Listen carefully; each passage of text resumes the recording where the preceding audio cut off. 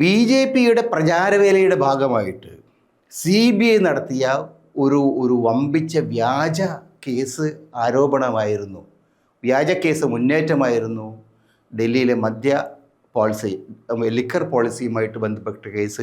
ഇപ്പം കണ്ടെത്തിയിരിക്കുന്നത് അത് വിചാരണ ചെയ്ത കോടതിയാണ്. ഒരു തെളിവിൻ്റെ ഒരു കഷ്ണം പോലും ഇല്ലാതെ, without even A shed of evidence എന്നാണ് കോടതി കണ്ടെത്തിയിരിക്കുന്നത്. മാത്രമല്ല, മദ്യനയം ഉണ്ടാക്കാനും മദ്യനയം മാറ്റാനും മദ്യനയത്തിൻ്റെ പരിഷ്കരണം വരുത്താനുള്ള അവകാശം ബന്ധപ്പെട്ട സംസ്ഥാനങ്ങൾക്കുണ്ട്. ഡൽഹി മുഖ്യമന്ത്രി എന്ന നിലയിൽ, ഡൽഹി സംസ്ഥാനം ഭരിക്കുന്ന രാഷ്ട്രീയ കക്ഷി എന്ന നിലയിൽ മദ്യനയത്തിനകത്ത് അവർ ചില മാറ്റങ്ങൾ കൊണ്ടുവന്നു. നേരത്തെ ഉണ്ടായിരുന്ന സംവിധാനം മാറ്റിയിട്ട് സ്വകാര്യ മേഖലയ്ക്ക് മദ്യവിതരണത്തിൽ കൂടുതൽ പ്രാധാന്യം നൽകി അതുമായിട്ട് ബന്ധപ്പെട്ട കുറേ ക്രമീകരണങ്ങൾ നടത്തി. ഇത് ഡൽഹിയിൽ മാത്രമല്ല, ഇന്ത്യയിലെ മിക്കവാറും എല്ലാ സംസ്ഥാനങ്ങളിലും മദ്യരംഗത്ത് കൂടുതൽ ലിബറലൈസേഷൻ വരുന്നുണ്ട്. മദ്യരംഗത്ത് സ്വകാര്യ മേഖലയ്ക്ക് കൂടുതൽ പ്രാധാന്യം നൽകുന്നുണ്ട്. വിപണനവും ഉൽപ്പാദനവും വിതരണവും കൂടുതൽ സ്വകാര്യ മേഖലയിലേക്ക് പോകുന്നുണ്ട്.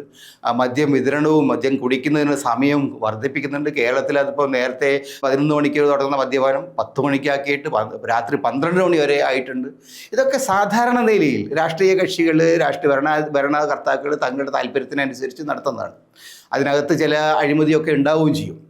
പക്ഷേ ഡൽഹിയിൽ സംഭവിച്ചത്, ഡൽഹി സർക്കാർ നടത്തിയ ഈ നയം മാറ്റം വമ്പിച്ച കോടിക്കണക്കിന് ഉറുപ്പികയുടെ ആനുകൂല്യങ്ങൾ ചില ആളുകൾക്ക് ഉണ്ടാക്കി കൊടുത്തു എന്നും, ഈ ആനുകൂല്യങ്ങളിൽ നിന്ന് 100 കോടി രൂപ ആം ആദ്മി പാർട്ടി കൈവശമാക്കിയെന്നും, അതിൽ 55 കോടി രൂപ ഗോവയിലെ തെരഞ്ഞെടുപ്പിൽ ചെലവാക്കി എന്നുമൊക്കെയാണ് CBI ആരോപണം ഉന്നയിച്ചത്.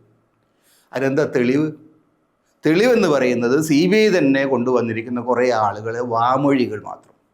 മറ്റു തരത്തിലെ രേഖാമൂലമായ ഒരു തെളിവും അവർക്ക് കണ്ടെത്താൻ പറ്റിയില്ല.